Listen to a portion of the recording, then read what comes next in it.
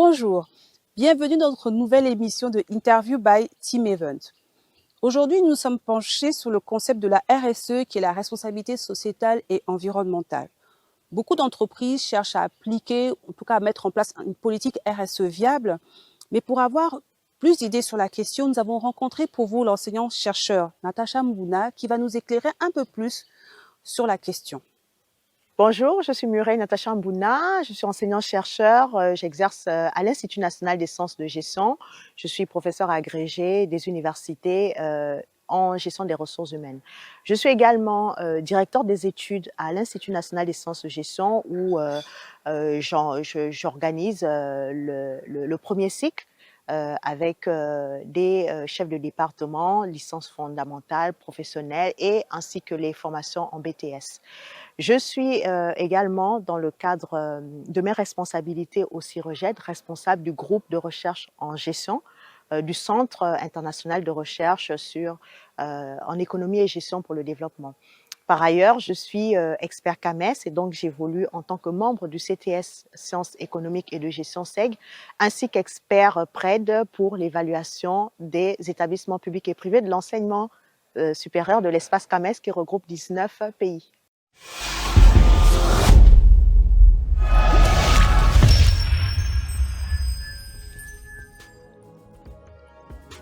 Bonjour Madame Mbouna. Bonjour. Est-ce que vous pouvez nous faire une brève présentation du CIREGED? Le CIREGED, c'est le Centre international de recherche en économie et gestion pour le développement. C'est donc un centre de recherche de l'Université Omar Bongo qui a été créé en collaboration avec des chercheurs de l'Institut national des sciences de gestion. Oui. Et donc, il se préoccupe des questions économiques et des questions managériales liées donc au fonctionnement de notre économie et des entreprises et administrations gabonaises. D'accord. Donc vous avez fait une enquête en collaboration donc avec le CIREGED. Quel était le but en fait de cette enquête? L'enquête, c'est l'enquête e-CIREGED. C'est donc une enquête de l'équipe de chercheurs du CIREGED sur la responsabilité sociale des entreprises. Oui. Cette enquête avait pour objectif en fait de faire un panorama de la RSE dans un premier temps. Et dans le cadre de cette enquête-là, nous avons mis le focus sur la perception des dirigeants des entreprises gabonaises sur les questions de RSE et le fonctionnement de la RSE. D'accord. Donc justement, on parle de RSE, qui est la responsabilité sociale et environnementale. Est-ce que vous pouvez nous en dire un tout petit peu plus sur la question?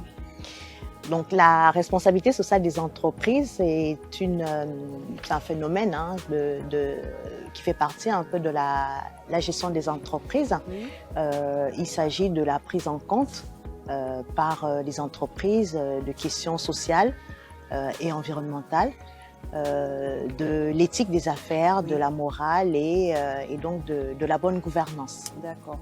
Donc vous avez interrogé les différentes entreprises justement sur la question RSE et quelles sont les conclusions de ce rapport?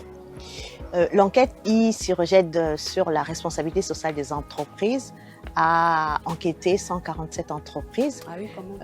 Donc, en essayant de cibler l'ensemble des provinces et avoir une couverture nationale. Et donc, nous avons pu enquêter les 147 entreprises sur 6 provinces, Oui. 6 des 9 provinces du Gabon, et en visant bien sûr la perception des dirigeants. Et dans le cadre de cette entreprise-là, plusieurs résultats, plusieurs enseignements peuvent être tirés.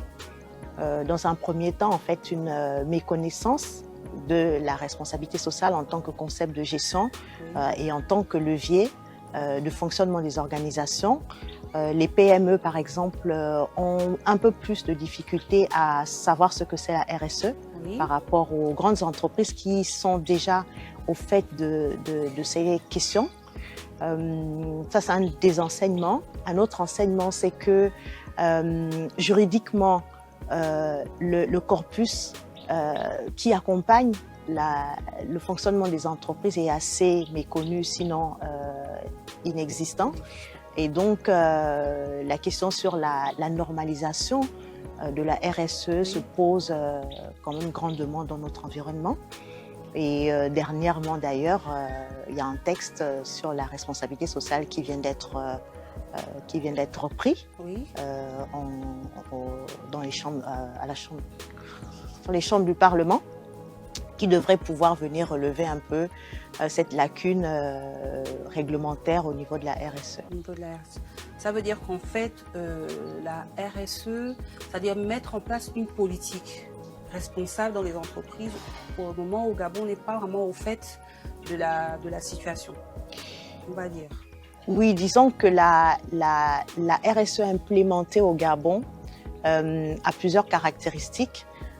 Beaucoup de grandes entreprises ou de filiales de grandes entreprises implémentent la RSE, mais plutôt dans une logique mimétique. C'est-à-dire qu'on a tendance à véhiculer un peu dans la culture organisationnelle des firmes internationales, des firmes multinationales, la responsabilité sociale des entreprises, mais sans véritablement la contextualiser, sans véritablement parler des préoccupations des parties prenantes gabonaises, de leurs attentes et des enjeux liés au développement local, par exemple, qui peuvent être un des enjeux fondamentaux de l'implémentation de la responsabilité sociale, quel que soit l'environnement. Donc il y a un peu cette lacune-là de la contextualisation de la RSE qui permettrait d'avoir une RSE effective en contexte. Et donc, ce qu'on a observé, c'est une RSE pour la majorité contrainte, c'est-à-dire imposée, donc qui, par nature, est réactive et donc va plutôt répondre à des problèmes de forme, de conformité aux lois ou aux normes de fonctionnement d'un secteur, alors que pour véritablement déployer une RSE impactante, il est important qu'elle soit beaucoup plus volontaire, beaucoup plus stratégique. Et à ce moment, on constate véritablement des lacunes sur le terrain gabonais.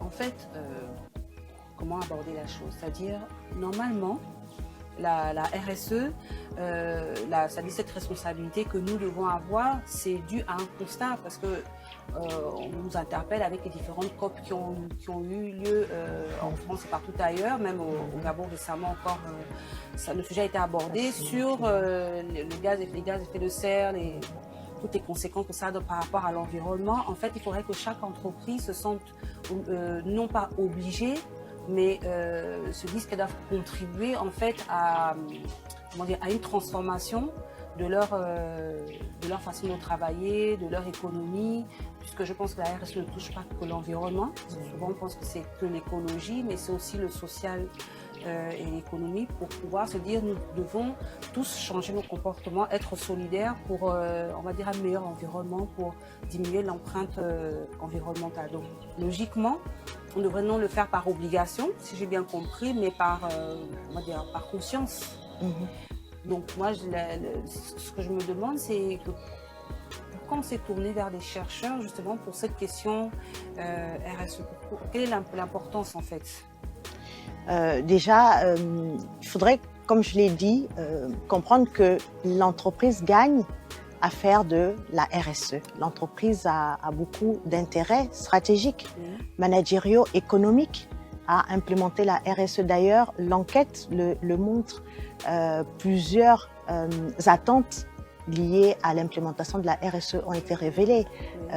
L'image de l'entreprise peut être redorée, la gestion des collaborateurs, la gestion des ressources humaines en termes d'engagement, d'implication au travail, qui sont des bénéfices de la RSE. Il y a aussi la gestion des risques.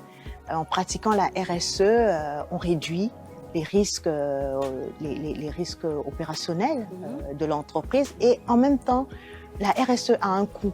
C'est peut-être un peu la problématique qui se pose aux entreprises gabonaises, notamment aux petites entreprises qui ont du mal à implémenter la RSE à cause du coût. Alors, au niveau de CIREGED et donc des chercheurs en gestion, ce qui est intéressant, c'est vraiment de montrer que la RSE, finalement, peut avoir tous ces effets positifs au-delà des coûts, au-delà des contraintes que cela peut imposer dans une procédure de mise en place de la RSE. Et donc, il y a une visée pédagogique qui peut être importante en consultant les chercheurs qui peuvent apporter des pistes de solutions typiques par rapport aux problèmes de l'entreprise, puisque l'implémentation de la RSE devrait se faire de manière contextualisée, donc en fonction du secteur, en fonction des enjeux, en fonction de la politique générale de l'organisation de l'entreprise, mais aussi en fonction des attentes des différentes parties prenantes. Et donc, avec les chercheurs, on a la possibilité de bien faire cette analyse environnementale, de bien diagnostiquer le problème, et ensuite d'apporter des solutions qui peuvent être innovantes. Ces solutions innovantes vont également permettre, en même temps, dans une visée de développement durable, produire aussi, au-delà des pratiques innovantes qu'on peut proposer aux entreprises dans le cadre de leur politique RSE, mais également être formateur et donc être véhiculé dans nos programmes de formation afin justement de préparer les générations futures à être de meilleurs managers responsables. Donc, idéalement, on devrait tous rentrer dans une politique RSE pour, on va dire, améliorer le climat des affaires. des affaires. Donc, bon, on va dire que la question RSE aujourd'hui est importante, puisque les constats sont là. Hein. Internet, on dit que ça pollue, on va dire ça comme ça. Tout ce que nous utilisons, en fait, aujourd'hui, on doit avoir une utilisation beaucoup plus régulière et normalisée. C'est ça? Oui. Voilà. Donc, en tout cas, on fera appel à vous, Madame Bouna. J'avais encore juste une toute dernière question. Alors, vous avez fait cette enquête, les résultats sont sortis, et quel a été l'impact en fait? Est-ce que les entreprises ont réagi face à cette méconnaissance de la question RSE? Est-ce que vous pensez qu'on devrait impulser encore un peu plus? Parce que vous avez dit, on a repris la normalisation. Donc ça veut dire qu'il y avait déjà quelque chose qui avait été fait. Est-ce qu'il y a des démarches qui sont faites dans ce sens pour que vraiment chaque entité, chaque personne qui va avoir une attitude responsable puisse se dire, bon, il y a ce canevas qui a été tissé et on peut le suivre? Est-ce qu'aujourd'hui on peut dire ça comme ça? Bon, alors au niveau de l'environnement gabonais, on va dire qu'on est véritablement dans une dynamique, mais embryonnaire. La RSE interpelle déjà depuis des années. Oui. Les quelques réactions du point de vue de l'environnement sont quelque peu éparses. De temps en temps des forums, de temps en temps des grandes messes sur la RSE, mais la construction d'un véritable projet RSE national mérite vraiment d'être mis en développement, en réflexion. Au niveau des entreprises, la prise en compte de la RSE, elle est assimilée en termes de perception, de volonté, mais l'implémentation aujourd'hui nécessite vraiment que les entreprises perçoivent chacune leur diagnostic personnel pour pouvoir construire une RSE qui soit adaptée et qui soit moins cosmétique, parce que finalement la RSE à des moments ressemble un peu plus à du greenwashing, en fait, une sorte de RSE de superficie, donc qui mériterait vraiment, pour qu'elle impacte le développement local, parce que finalement le plus important dans nos sociétés, c'est que la RSE puisse accompagner le développement local, le développement économique, parce qu'on parle bien de RSE en termes d'enjeux économiques, enjeux sociaux et enjeux environnementaux.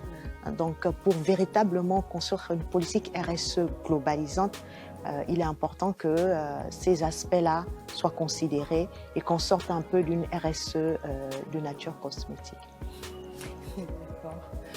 Donc, je vous remercie parce que la question RSE elle est très importante aujourd'hui. C'est vrai qu'au début, on n'a pas vraiment pris conscience, peut-être, de l'ampleur, parce que c'est vrai que, comme vous dites, il y a beaucoup de techniques de greenwashing, c'est-à-dire on va nettoyer une plage, on va essayer. Or, nous pensons que la RSE, en fait, c'est interne et externe. où vraiment ça appelle à une véritable transformation en fait de nos habitudes, de nos comportements, que ce soit individuels ou en entreprise. Et c'est la raison pour laquelle nous vous avons invité, parce que nous interpellons aussi sur des gestes responsables, comme on dit. C'est des petites choses, hein. C'est supprimer par exemple les mails inutiles, parce qu'on sait très bien que les serveurs consomment énormément d'eau pour les rafraîchir. Donc il y a toute une manipulation qui est faite et qui impacte malheureusement le gaz à effet de serre. Donc c'est vraiment une transition que chacun de nous doit adopter, en plus les entreprises. Et c'est la raison pour laquelle on s'est dit, tiens, on va appeler Madame Mouna sur l'interview pour nous entretenir sur la question. Et nous pensons que si les entreprises veulent rentrer dans cette démarche-là, ils peuvent se tourner vers vous. Nous pensons, pour donner des pistes, comme vous avez dit, hein, des chercheurs, différentes pistes par rapport à différents secteurs aussi, secteur automobile, secteur l'alimentaire et ainsi de suite. Et on vous remercie pour votre présence, pour les éclairages que vous nous avez apportés, en espérant qu'à l'avenir, on pourra encore continuer à travailler ensemble, à collaborer pour vraiment qu'on puisse développer une véritable politique RSE nationale. On va dire ça comme ça. Merci bien, merci pour l'invitation et merci pour l'intérêt surtout que vous portez à la question de la RSE. Et comme vous venez de le dire, c'est vraiment à la rigueur, je dirais que c'est une philosophie. La RSE, c'est vraiment un changement de paradigme. On est passé d'une logique économique où on était plus orienté profit. Aujourd'hui, il y a vraiment toute une transformation à opérer, une transition qui devrait conduire et qui appelle vraiment à la responsabilité de chacun, qui devrait conduire chacun à penser développement durable et donc penser développement à long terme et pas profit à court terme.